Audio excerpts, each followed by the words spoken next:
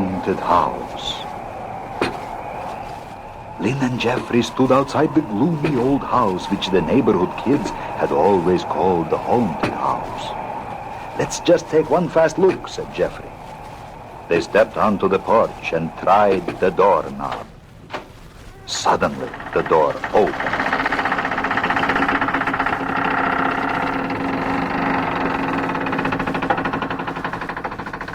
They saw no one, but were determined to explore the house, so hand in hand they entered.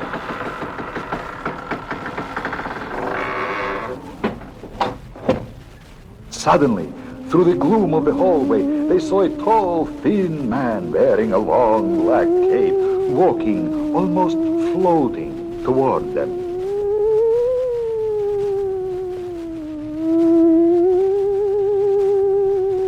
They wanted to turn and run, but were too frightened to move. The eerie figure was motioning for them to follow him. They didn't want to, but as though hypnotized, they followed him into a large dining room, fully set up for a banquet. Otherwise, the room was deserted. Even the mysterious stranger had disappeared. Suddenly, objects began to move on the table and on the sideboard. Glasses rose into the air and were thrown down. A stack of dishes was picked up and dropped to the floor, and silverware was being thrown around, all by unseen hands. The large mirror over the sideboard suddenly shattered.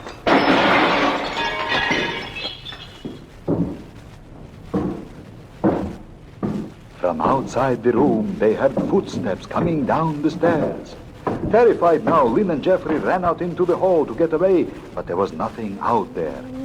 Only the horrible figure in the black cape, blocking their way to the door. In his eerie voice, he told them that this house was haunted by a spirit who desperately wanted to leave this real world and return to the spirit world. But it couldn't until an old trunk containing its earthly belongings was buried out in back under the old oak tree. He said that they had been selected to bury the trunk, but while digging they would be surrounded by horrible, frightening sounds, because other unfriendly spirits didn't want anyone to do this. The children had no choice, for it was clear that they'd never be let out of the house until they did his bidding. They carried the old trunk and 2 shovels out back into the darkness and started digging.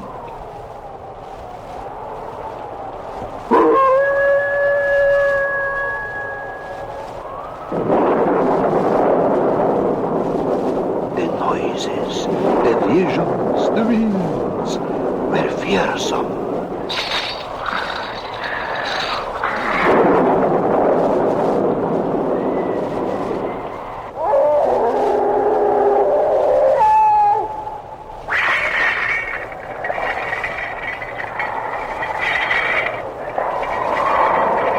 Finally, the old trunk was buried. Without wasting another second, they threw down their shovels and ran, not daring to look back, while the sounds grew angrier in the distance.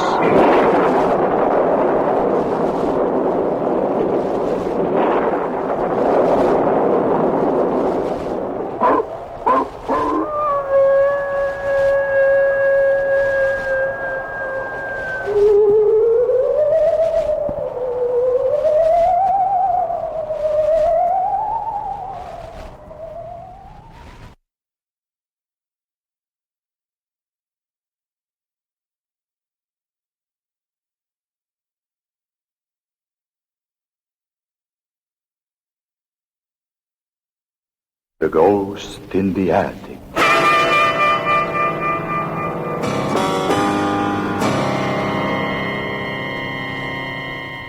Frank and Nancy were busy exploring the weird old house their family had just moved into.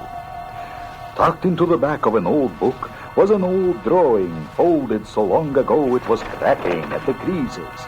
It was a drawing of their own house, and the attic was specially marked with an X and a skull and crossbones next to it. This looked exciting. Maybe there was a treasure in their own attic. So while their parents were busy unpacking in another room of the house, Nancy and Frank started to climb the stairs leading to the attic.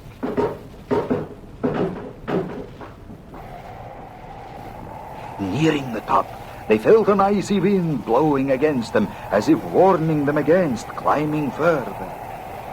From somewhere way downstairs, they heard the melancholy sound of the old clock tolling the hour. Now they were standing at the attic door. Nancy tried opening it, but it wouldn't give. It was as if someone or something was on the other side, holding the knob and pushing back against the door so it couldn't be opened. They pushed together, and slowly it opened. Inside there was more of the icy wind. Suddenly they heard a ghostly sound.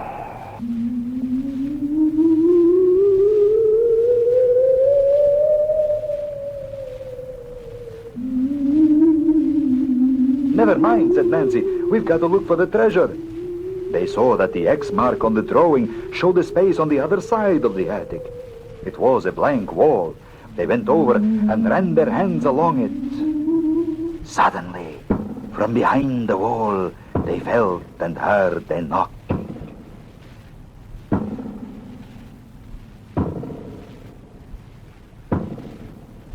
And again the ghostly moans, and something even worse.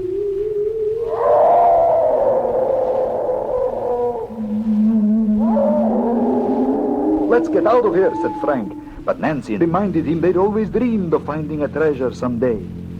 So they searched the wall some more and found a loose board in it. They both grabbed it and started to pull, and with the help of an old iron bar lying on the floor nearby, they managed to pry it off.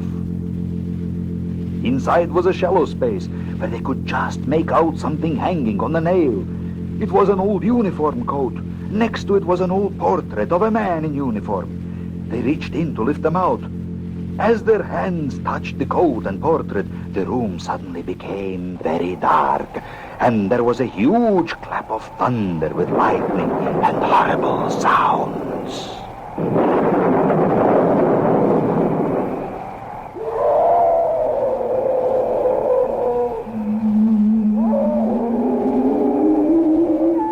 The coat and portrait crumbled to dust in their very hands. In shock, they turned and ran out of the attic and down the stairs, the sounds echoing behind them all the way.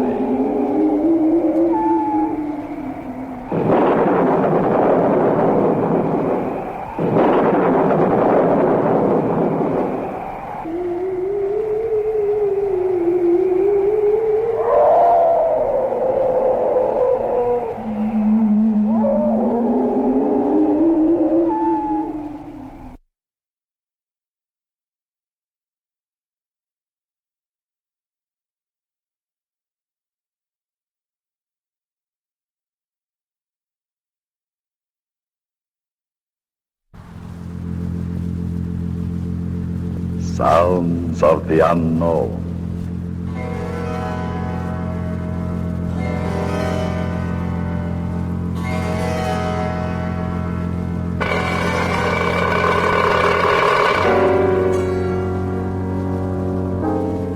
When we were kids, we used to play out in back of an old abandoned house.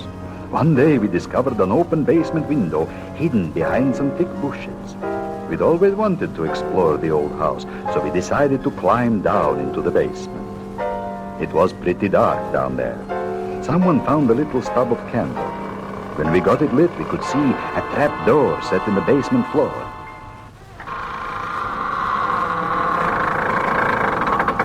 One by one, we filed through the trap door down several rickety steps into the cellar. In the gloom, there seemed to be a long, dark passage leading downward, deeper into the depths of the ground. Somewhere in the distance, we could hear water flowing. As we moved carefully down the long passage, flying things flapped over our heads, disturbed at our human presence. Bats, we whispered to each other. But in my own mind, I thought the sounds were very loud, and that the creature must be really large. Still, we kept going. Now water was dripping all around us. Somebody stumbled over something. In the flickering of the candle, we saw a large bone, and there were other bones laying along the passage. Some animal must have been trapped down here, we reassured ourselves. But we wondered what kind of animal from around here had such large bones.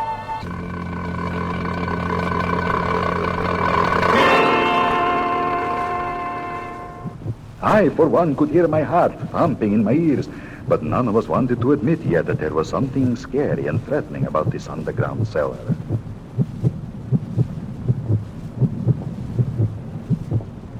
We were now at the entrance to a large chamber. It seemed enormous. It was awfully dark, but there was a little glow around, probably from some phosphorus in the rock walls. We were hearing some unrecognizable but terrifying sounds growing louder all around us. None of us could move a muscle. We could only listen to the dreadful sounds which were coming closer.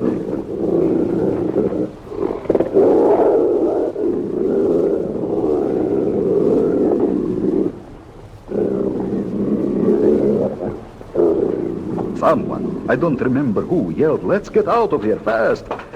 That did it all right. We turned and ran back up the passage and pushed each other through the small trapdoor. We can still hear those sounds in our minds today. And we still wonder what made them. But I don't think any of us really want to know.